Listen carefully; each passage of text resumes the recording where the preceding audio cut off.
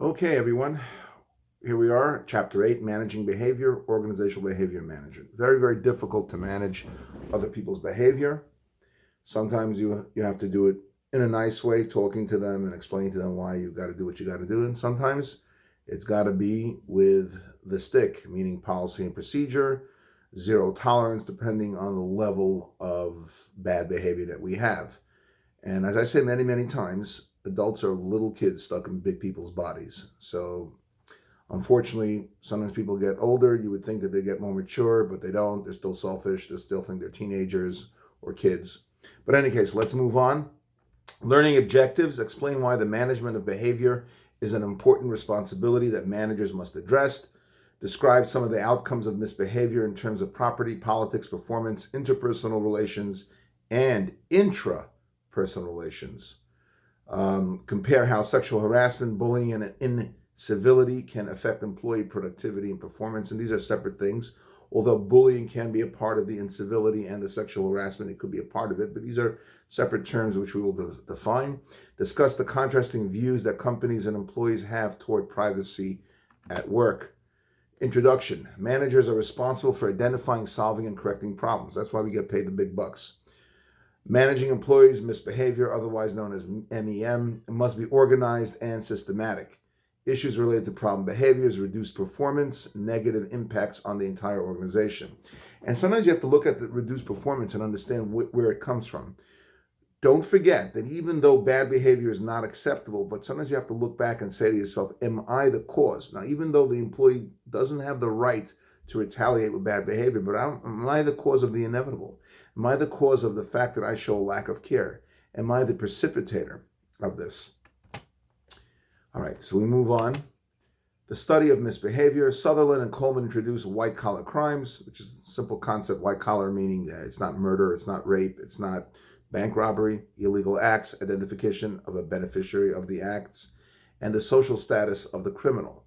So we have to look at all those things and see who benefited from the acts. There's it's a different kind of crime, a different type of crime. Obviously, it's not a bunch of thugs that benefit from this crime. It could be a Ponzi scheme where a bunch of criminals benefit from it, or it could be a bunch of other people benefiting together with them. Whereas, let's say in a bank robbery, just a bunch of three bank robbers getting together and benefiting. And then also the social status of the criminal. We're not talking about necessarily someone who grew up in the tough streets of wherever. We could be talking about a very high profile politician or lawyer or bureaucrat who uses his or her power in an illegal fashion. Types of organizational crime. Occupational crime benefit the criminal and are conducted without organizational support. So that's occupational crime.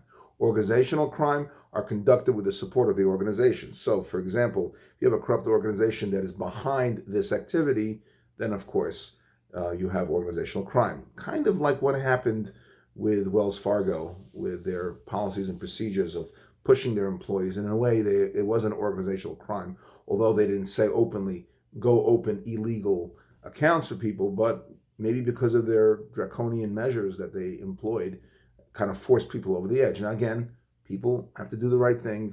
They have to do the right thing all the time. And I'm not judging anybody because I don't know how I would behave under those pressures. But in any case, perhaps Wells Fargo could be an example of organizational crimes conducted with the support of the organization. Figure 8.2, you look in the book, it talks about organizational misbehavior, kind of puts it all in perspective. MEM has a cross-disciplinary theme, meaning it goes across many, many disciplines. A number of theory studies, meaning it can go through psychology, sociology.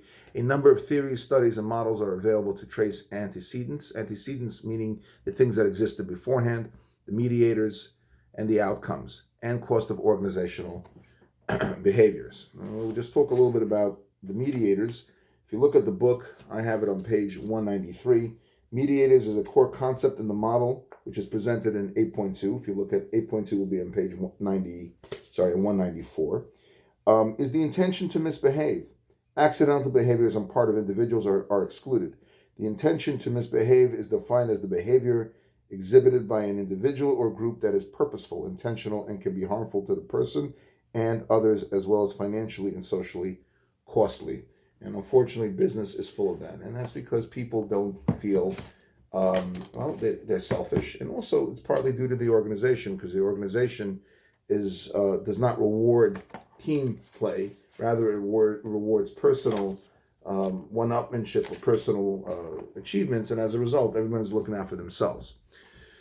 And of course, the outcomes, the financial outcomes, the world, how the world is impacted. So 8.2 displays the 3 specific points, again, referred to the book. The Section A is carefully screen applicants and refuse to hire risky individuals. Anybody who is someone who has any risky kind of behavior, any bad behavior, you have this bad feeling about them. For example, you have people that don't fit into your values, and you feel like they're just totally, a misfit. They don't seem to be honest, or they seem to be shady in a way. You just have some bad feeling about them. Don't take them in. Reduce the possibility of a job, group, or organizational antecedent that can trigger misbehavior. Okay, so be careful. Make sure that there's nothing that exists already within the accepted behaviors of the organization that can induce that. As I mentioned before, make sure you don't have policies and procedures that could push somebody over the edge and make them become a criminal. Reduce the possibility of a job, group, or organizational antecedent. Also, and reduce the possibility of the intention to misbehave. Don't push people over the edge. For example, in the midst of this COVID virus, don't have a situation at work where some people can work from home and others can't. You're kind of pushing people to misbehave and call in sick unnecessarily because you don't care. You care about one group over the other. That's an example. Let's talk about sexual harassment. Unwelcome sexual advances. Now, let me just differentiate here between welcome and unwelcome. You don't know, and again, I'm talking to the generic you don't know when you give a woman or a man a compliment on their physique. And again, I'm going to try to make this as rated G as possible, whether or not they'll like it. Some men or women like attention when you talk about their bodies and their figures and all that. They'll take it as a compliment. But you don't know that. You don't know how someone's going to react. So you have to treat every single person as if they would be highly offended. And at a minimum, even if it's welcomed and they like the attention and they like being touched or spoken to in a dirty way, that's inappropriate behavior. That's not professional. And on the worst case, it's something that's going to drive them to sue you. So you got to be very careful. Stay away. Don't be friendly, but don't be friends. That's my advice. So it includes requests for sexual favors, verbal or physical conduct of a sexual nature, touching, and it could even go up to something as physically forcing somebody to have relations, which is obviously a crime. Forms of sexual harassment, quid pro quo, this for that, in a sense where it becomes implicit or explicitly a part of the job to engage in sexual activity, it doesn't have to be full-blown sexual activity. It could also be less. It could just going on a date or saying that when you go out with clients, you have to be very, dress a certain way, which is not proper. It could be a psychological aspect, of course, and definitely impacts the psychological well-being of individuals. I read a case study in India where a woman committed suicide. She jumped out of her office building roof or window because she felt like she was being sexually harassed and couldn't handle it. Horrible. And of course, this creates a hostile work environment. In a hostile work environment, you have truancy, people not showing up for work, and not being interested in working. So sexual harassment occurs due to the power differences and lust of individuals. Somebody in a supervisory role, although it doesn't have to only be supervisory, will use their position to do that, even if it's somebody of the same level. But if you need me now because I have a certain part of the project that you're depending on, I could use that as leverage to say, well, if you don't give me what I want physically, I won't give you what you need for work, which is horrible. It's a form of aggression. Of course, it's unethical. A form of discrimination, affects over 70% of women at work, and crosses gender sexual orientation lines. It could be man to man, woman to woman, etc., etc. So recognizing sexual harassment behaviors, let's talk about that. Aggression and violence, the effort of an individual to bring harm to others at an organization, includes both psychological and physical injury. Dangerous occupation activities that could be conducive to this kind of behavior: exchanging money, anything that deals with exchanging money or dropping off money, making deliveries, working alone, working late at nights, and extensive contact with the public. Can also, it could be a TV repairman, although no one repairs TVs, but anybody that comes to a house to fix something, it could be a man, a woman, again, it doesn't matter. So types of workplace aggression can be physical or verbal, active or passive, direct, or it could be indirect. Individual differences and violent tendencies. Research into individual differences and aggression has examined trait anger, negative affectivity, which means looking at the world through glasses that are just like everything is bad, having a negative approach. And of course, having the negativity within you will make you look at everything negatively. Having this type A behavior, you start blowing the horn even before the light turns green. Attitude towards revenge. There are vengeful people out there. Emotional reactivity, gender, anxiety, all those things are part of this violent tendency. Bullying, repeated actions directed towards another worker, which are unwanted, whether done deliberately or unconsciously, causes humiliation and distress. Having been bullied as a kid, okay, I'm not going to tell you how I dealt with it because I don't want people to misconstrue it, but put it this way. When I was a kid, I dealt with bullying in a way where that person never bullied me again. I made it very clear to them that the bullying activity will not be very, very comfortable for them in the future. But unfortunately, it happens. And at work, you can't do what you would do at 14. At 14, what I did when I was bullied, I couldn't do at the office. I'd end up in jail. Kids fight, but you can't do that. That's assault and battery as an adult. So you have to have a zero tolerance for this, and you have to have a management system that will not tolerate it and not put up with it. It causes humiliation and distress, and it creates an unpleasant work setting. So it comes from an imbalance of power. Somebody feels that they're in charge. Strong emotional reactions from the victim, which of course makes it happen. It takes two to tango. So if you don't react, but sometimes it's impossible not to react. Tendency to blame the victim, of course, happens in situations such as, you could take the example of infidelity, where one spouse is not faithful to the other. So the one cheated on will say, it's my fault because I didn't do X, I didn't do Y. No effort to resolve the conflict. No one wants to get involved, and attempt to gain control through conflict, which is not something that you really want to resort to. So bullying, many victims perceive envy as the reason for the hostility directed at them because they're jealous of me, have inadequate coping skills, and are introverted with low self-esteem. So that kind of feeds the fire. And the truth is that bullies are also the ones with low self-esteem, because why would you need to bully someone if you have high self-esteem? Just think of that. Overachievers are bullied more often than average people because they're jealous of them. Incivility, meaning not being civil, acting rudely, discourteously, or in a demeaning manner towards others. Not violence or harassment, it is a lack of respect for others. It is increasing both inside and outside the workplace. Being civil or polite to others constitutes organizational citizenship behavior, otherwise known as OCB. Examples of incivility: being abrupt, ignoring others, condescending, disruptive in meetings, insulting another, sarcasm, all these things, not answering questions, sending flaming emails, although sometimes a flaming email needs to be sent when it's called for. But if you're always sending these flaming emails nonstop, that's not nice. It's costly. It detracts from productivity. Repeated incidents causes illness or depression. People call out sick. They're not interested in working. People will want to leave the workplace. There's a lot of turnover. Is a lot of dissatisfaction and stress, low levels of creativity. People are afraid to be creative.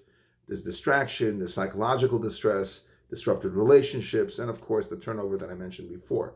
So how do you prevent this? You got to have zero tolerance. Sometimes you have to shoot a hostage, as they say. In other words, you got to make an example out of someone and say, hey, this person was fired because they were nasty. And that's what you need to do sometimes. I did that at work when I got rid of somebody because all they did was speak badly about people behind their backs and cause all kinds of drama. And I said, get out. I'm not interested. This is not a soap opera. This is a professional workplace, so I don't need you here. And this was a good employee, meaning they did their jobs well, but they were not a good employee because the way they did their jobs, or the way they hid behind that, was unacceptable. Managing proactively the climate of the organization. Don't wait for bad things to happen. Have leaders set the tone and serve as role models. Don't be a part of the problem if you're the leader. Don't bully people. Don't be nasty. Train employees on what is acceptable and what is not. Punish those who behave badly. Fraud is intentionally deceiving or misrepresenting to get another to give up something of value. Fraud is 90% engaged in gold bricking, meaning just being lazy and loafing around. Abusing sick time is also fraud. 33% actually stole money or merchandise. But time is also a form of theft, and it's very, very difficult to prove at times. The more dissatisfied the employee, the more motivation to commit fraud, and you have to look at the fact that maybe you're part of that problem. Again, not saying that it's okay to engage in fraud, but perhaps people are stealing because you're paying the lowest amount in the entire industry, and you're nasty when it comes to bonuses and all that. Not that it means that someone should retaliate against it, but people will. You make your own bed and you lay in it. Underpay people, mistreat them, and don't be surprised when bad things happen. And fraud requires both motive and opportunity. Substance abuse, very, very bad. Cost the country over 193 billion in lost revenue, lost productivity, premature and preventable health problems, death even, increased worker compensation claims, people get hurt on the job or hurt others because they're stoned, and behavioral problems at work. We don't have to go into the behavioral aspect of how bad these drugs can affect a person's behavior. Some substances may cause danger to non-users, assembly line workers, transportation workers, physicians, pharmacists. Substance abuse is a personal characteristic, has little to do with the working conditions. I think it has more to do, well, I don't know if I agree with that. Sometimes the working conditions lead people to substance abuse, but many times it's something that they came to work with already. Work overload and job insecurity contribute to abuse, and knowledge about the drug dangers may not deter their use either, because people are just so miserable, they're looking for the quick fix. Cyber slacking, quite easy to understand, basically surfing the net while you should be working at work and not paying attention. But you also have to be normal. You have to understand that sometimes employees will need to go and take a little bit of a break and so to speak, chill out, and not be so particular for 5 minutes. If they're looking at a website, don't go crazy either. So you have to have a happy medium. It's increased, so has workplace surveillance. Electronic monitoring is now common, monitoring cover emails, computer files, and interactions with customers. So, you have to police it, but you also have to understand you have to give people some breathing room. Where I work currently, my boss is absolutely not interested in filtering and preventing people from going on the net. He's more chilled out, and he understands that people need a break here and there. And, we as managers have to monitor whether or not people are slacking. Organizations have fired employees who mix personal and organizational business. Sabotage, damaging the organization or colleagues' equipment, workspace, operation, or data. This is also another terrible behavior, to get even or to take revenge, to correct a perceived wrong, and to make a statement to others to show someone like, I'm in charge, look what I did. Terrible. So again, we mentioned before, it's people, equipment, and operations. Theft, we don't have to go into that. It's obvious. It could be tangible property or even intangible, such as time. Catching people through electronic surveillance, honesty, or integrity tests. Exhibit 8.3, personal use of social media at work. Come different percentages, like for example, 51% of workers believe using social media at work hurts productivity. 24% of all respondents feel it is acceptable to share opinions about work on social media sites, even though workers have been fired for doing so. Right now, there's a whole scandal all over the country with healthcare professionals speaking out against their hospitals for not giving the proper personal protective equipment in the COVID virus epidemic that we're going through, and they're being fired. Very, very scary times that we're living in. Privacy in the workplace, the managerial perspective on privacy, drug testing, electronic workplace searches, surveillance, monitoring of off-duty conduct, such as your posts on Facebook, again, tend to skirt the barrier between what privacy is and what privacy isn't. Privacy in the workplace, you have your First Amendment, Bill of Rights protects freedom of speech and association. Fourth Amendment prohibits unreasonable searches and seizures. Fifth Amendment ensures against self-incrimination. And 14th Amendment guarantees due process. And all these things are issues with respect to privacy in the workplace. Continuing privacy violations through computer hacking, a worldwide problem. And that's why you have to be very careful which websites you visit. Email privacy. Email does not have the same protection as telephone calls and written documents. At work, I can monitor your emails. Email belongs to me. Accessing emails can damage the reciprocal relationship between management and employees. Again, but you're playing that fire over here. If I access your emails and I'm always looking at your emails, commenting on your emails, then I could damage that work relationship, and that's not good. Organizational threshold. Do you give up all civil liberties when you cross the threshold into an organization? Do you go into like the old Mother Russia, where you could be, censored for everything that you do? Testing policies. Medical drug lie detector or psychological testing can be used if the test is designed to predict one's ability to perform and relatively non-invasive. The ADA, the American with Disabilities Act, prohibits medical tests until after a job offer is made. Tests may determine fitness to perform. Whether you can physically do the job. Results are limited to those with need to know, and must be a strong work-related reason, not just something subjective. So in review, we explain why the management of behavior is an important responsibility that managers must address, describe some of the outcomes of misbehavior in terms of property, politics, performance, interpersonal relationships, and intrapersonal relations, compare how sexual harassment, bullying, and incivility can affect employee productivity and performance, discuss the contrasting views that companies and employees have toward privacy at work. Thank you so much for joining, and have a great day and be safe.